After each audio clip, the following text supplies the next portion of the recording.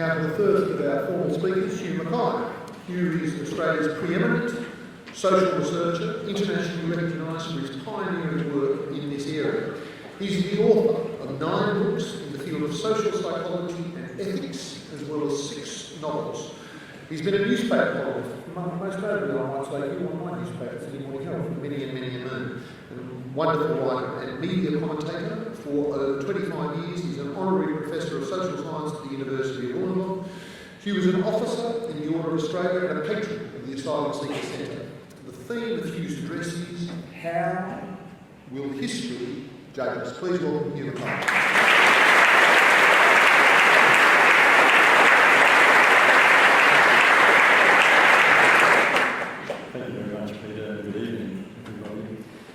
Isn't it fascinating how often we look back and we're astonished at the way things were once done in our society? And we hear ourselves saying, how did they let that happen?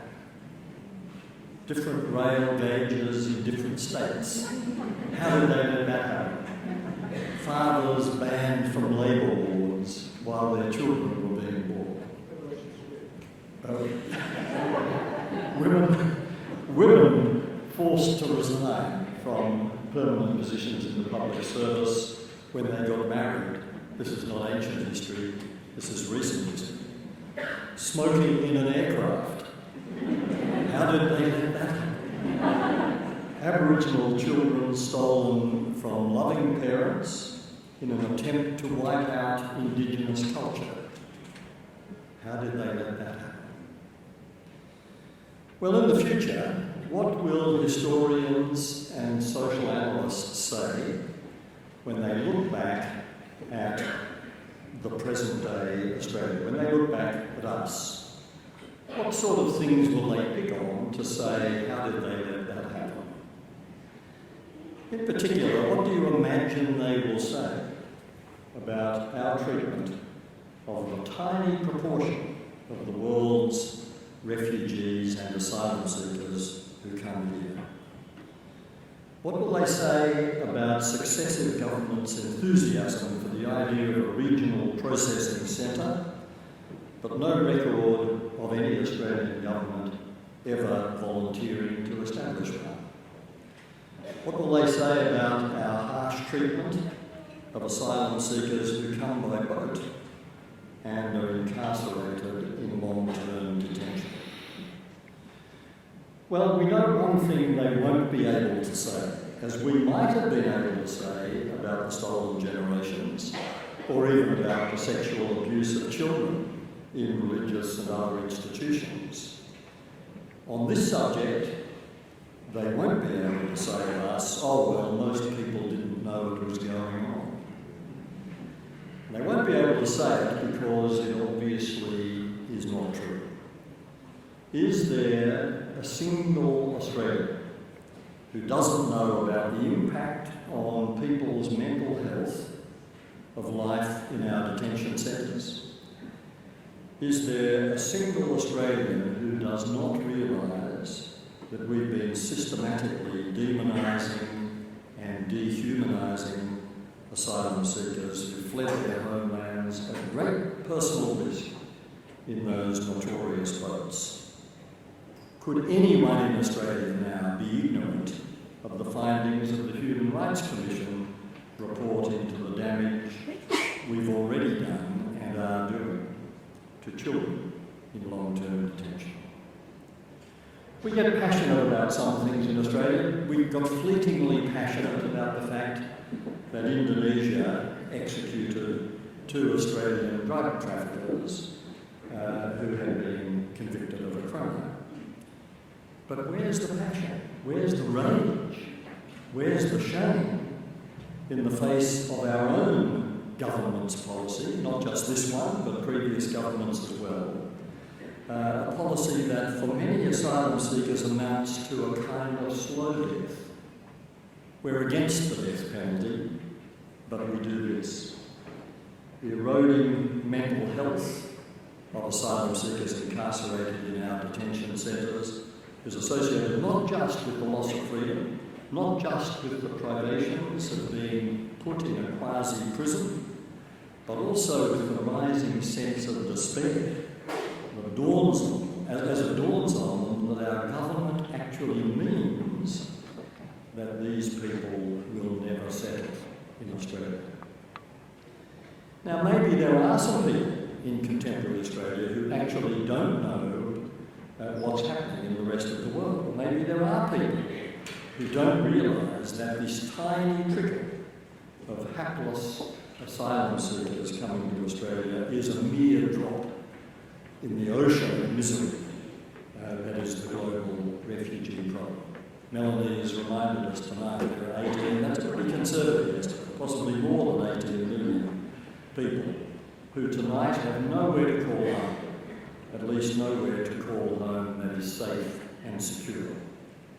How can we escape our moral responsibility to respond to the cry for help from the very few of that 20-odd million who've made it to our shores? So those future academic historians looking back at contemporary Australia and trying to comprehend how an otherwise civilised society could so brazenly breach its human rights obligations. Those historians might phone their mates in the moral philosophy department and they might say, what was their justification for this? What was the moral basis for these offshore detention centres? How did they convince the voters to support them? Well, the moral philosophers will stroke their chins, as they do, and they'll say, simple.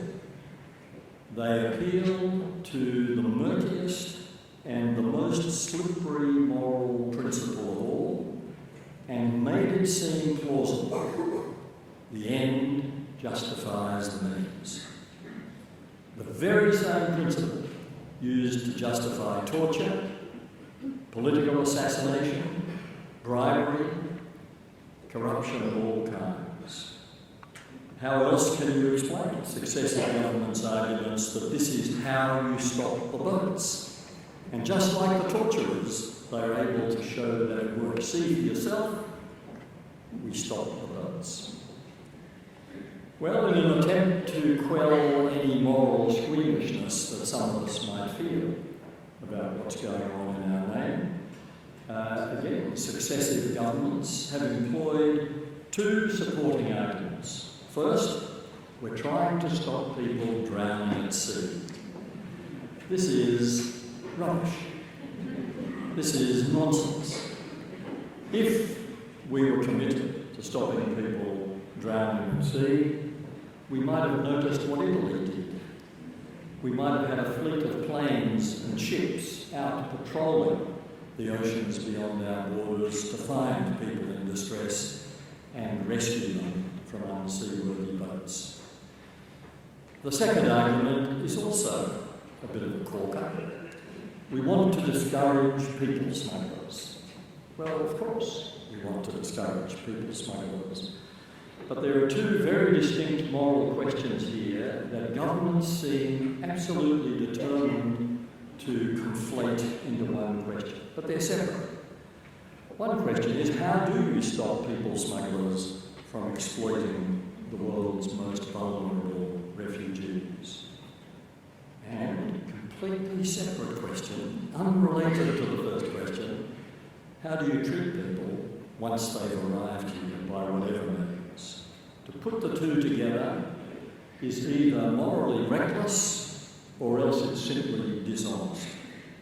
The problem of people smuggling will have to be solved by skillful diplomacy, by regional cooperation, by relentless policing, not by punishing those who've already arrived in search of asylum.